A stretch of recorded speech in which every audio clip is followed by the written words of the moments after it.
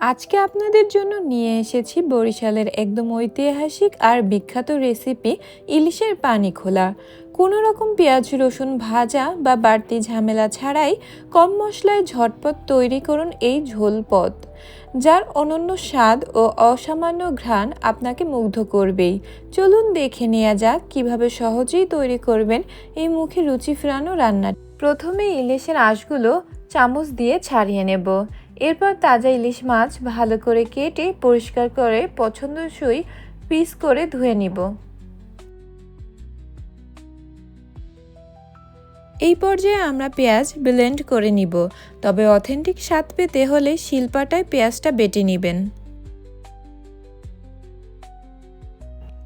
এবার একটা বাটিতে সামান্য সরিষার তেল, পেঁয়াজ বাটা, হলুদ গুঁড়ো, লাল মরিচ গুঁড়ো এবং স্বাদ মতো লবণ একসঙ্গে ভালো করে মেখে একটি পেস্ট বানিয়ে নিব। এরপর ইলিশের পিসগুলো এই মশলায় ভালো করে মাখিয়ে নিব, যাতে মশলাটা মাছের ভিতরে ভালোভাবে ঢোকে। সবগুলো পিস মশলায় মাখানো হয়ে গেলে একটি প্যানে মাছগুলো সুন্দর করে সাজিয়ে বসিয়ে দিব এবং বাটিতে লেগে থাকা অতিরিক্ত মশলাটাও উপর দিয়ে দিব।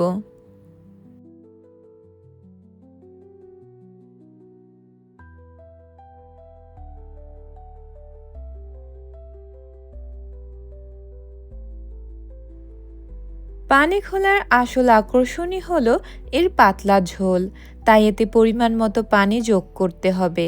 এবার ঢাকনা দিয়ে মাঝারি থেকে হাই হিটে বেশ কিছুক্ষণ ফুটতে দিব। ঝোল ফুটে এলে কয়েকটি আস্ত কাঁচামরিচ দিয়ে দিব, যা ইলিশের স্বাদটাকে আরও দ্বিগুণ বাড়িয়ে দিবে। নামানোর কিছুক্ষণ আগে চমৎকার ঘ্রাণের জন্য উপর দিয়ে সামান্য কালো জিরে ছিটিয়ে দিব। এতে করে পানি খোলার পারফেক্ট স্বাদ ও অ্যারোমা চলে আসবে। তৈরি হয়ে গেল বরিশালের ঐতিহ্যবাহী ও লোভনীয় ইলিশের পানি খোলা। গরম গরম ভাতের সাথে এই চমৎকার পাতলা ঝোল পরিবেশন করুন।